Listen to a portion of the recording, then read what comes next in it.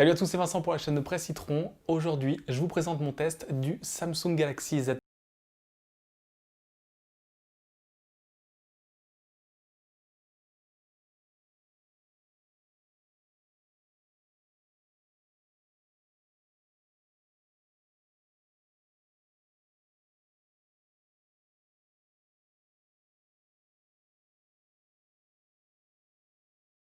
Voici un épisode de Tech It, un épisode d'Olive It. C'est un test complet du Galaxy Z Fold 2 parce que c'est un smartphone qui est vraiment différent. Et pour rappel, si vous ne l'aviez pas vu l'année dernière, j'avais testé le Galaxy Fold.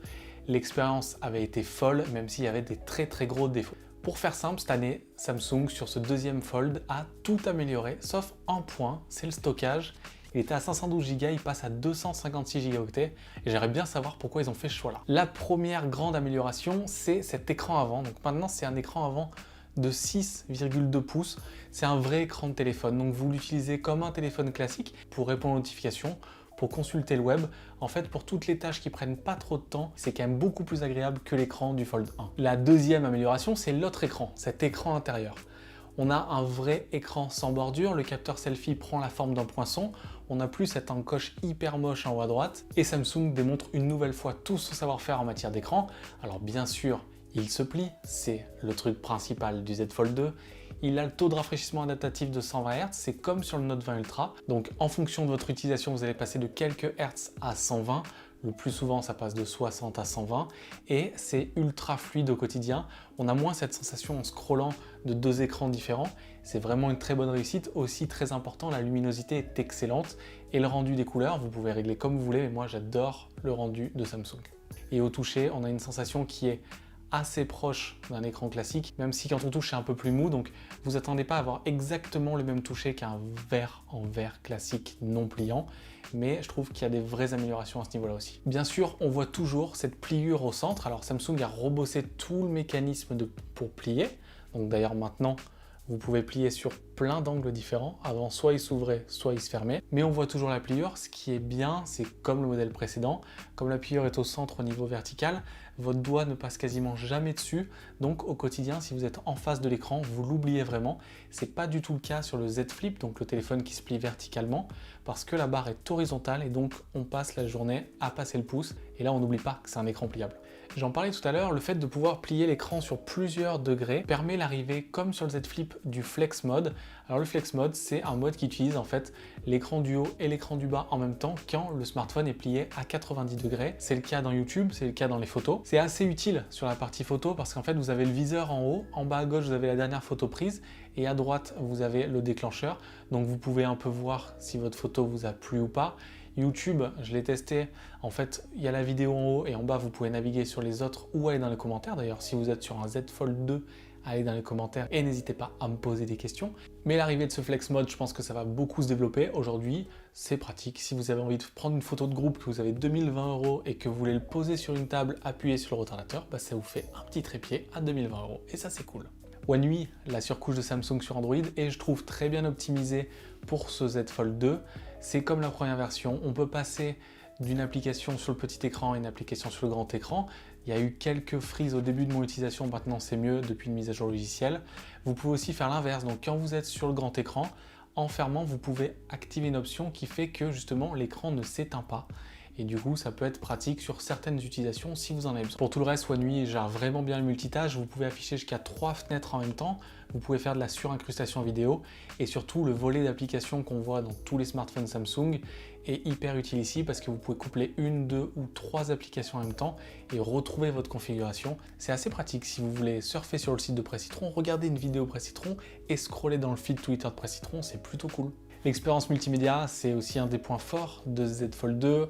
On a un écran normal, quand on le déplie, on arrive sur un écran forcément bien plus grand. Petit bémol, les vidéos en 16 neuvième, il y a quand même beaucoup de bordures en haut et en bas. Le double haut-parleur stéréo est très bon et vraiment, c'est un de ces points forts du téléphone. Il y a eu un petit bug aussi au quotidien, donc je suis sur les specs un petit peu, c'est ce capteur d'empreinte qui est sur le côté. Et ben, il est assez capricieux, j'ai essayé de remettre mes empreintes et quelquefois j'ai des faux positifs. C'est quand même dommage, c'est la première fois sur un smartphone Samsung que ça me le fait. Donc je sais pas s'il faut une optimisation logicielle ou si je change d'empreinte tous les jours, mais en tout cas c'est assez dommage. Et j'ai un très gros reproche pour moi à faire au Z Fold 2. Pour moi, c'est hyper dommage parce que c'est le nec plus ultra de ce que fait Samsung. Bien sûr, il y a la technologie de l'écran pliable, il y a 12 Go de RAM, il y a le Snapdragon 865+, il y a le Wi-Fi 6, il y a la 5G, il y a plein de choses. On verra que l'autonomie est bonne aussi, mais je trouve que les capteurs photos sont vraiment en retrait. Il y a 3 capteurs de 12 mégapixels, donc grand angle, ultra grand angle et zoom x2 seulement. En gros, on est sur la qualité photo d'un flagship de 2018-2019, mais on n'est pas du tout dans ce qui se fait aujourd'hui sur le haut de gamme, notamment chez Samsung sur le S20 Ultra ou le Note 20 Ultra, et je trouve ça dommage.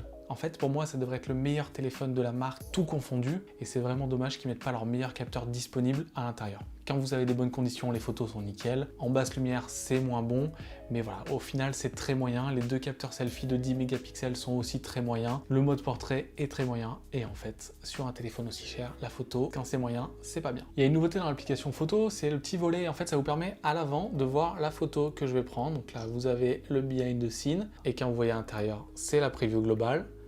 Et ici, on passe en flex mode, c'est dans l'autre sens, avec le Finder, et ici, la prise de photo et la dernière photo. J'en viens à l'autonomie. Alors, si vous avez vu mon test du Note 20 Ultra, j'avais pas du tout aimé l'autonomie du Note 20 Ultra, et en fait, ce Fold 2, il faut le regarder dans l'utilisation au quotidien. Si vous êtes en 120 Hz avec l'écran en permanence ouvert, elle va être moyenne moins, elle va être moins bonne que sur tous les smartphones du marché parce que l'écran est très grand et il y a 4500 mAh de batterie. Mais en fait, l'utilisation au quotidien du Fold 2, c'est quasiment plus de la moitié du temps sur cet écran-là.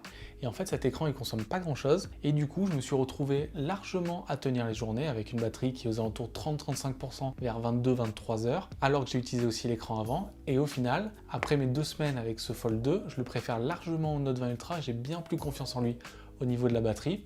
Ça vient de cet écran. Ça vient aussi, j'en suis persuadé, de l'intégration du Snapdragon 865+. Niveau recharge, il est compatible avec la recharge rapide 25 watts. Comptez une petite heure pour charger entièrement le Fold 2 et c'est plutôt une très bonne chose. Alors on en vient au point, est-ce que ça vaut le coup ou pas d'acheter ce Samsung Galaxy Z Fold 2? C'est comme pour le Fold 1, c'est hyper dur d'avoir une analyse rationnelle. Si vous avez plein d'argent, si vous êtes un gros geek, achetez-le. Les progrès de Samsung sont vraiment colossaux en juste 1 an. Mais il y a des points négatifs aussi, je vous l'ai dit, je suis assez déçu par la photo. Et je trouve ça aussi dommage de la part de Samsung de passer de 512 Go à 256 Go de stockage. Je comprends pas trop le choix. Quitte à faire du haut de gamme, faisons du très haut de gamme. Pour le reste des specs, en dehors du fait qu'il soit pliable, c'est du top. On a du Wi-Fi 6, 5G, le dernier Snapdragon, 12 Go de RAM. Il y a vraiment tout ce qu'il faut pour que le téléphone tienne dans le temps. Et c'est un très bon smartphone. Si je dois conclure en une seule phrase, pour moi, ce Z Fold 2, c'est pas le meilleur smartphone de l'année, mais c'est celui qui m'a procuré la meilleure expérience. Je pense vraiment que les écrans pliables ont un avenir.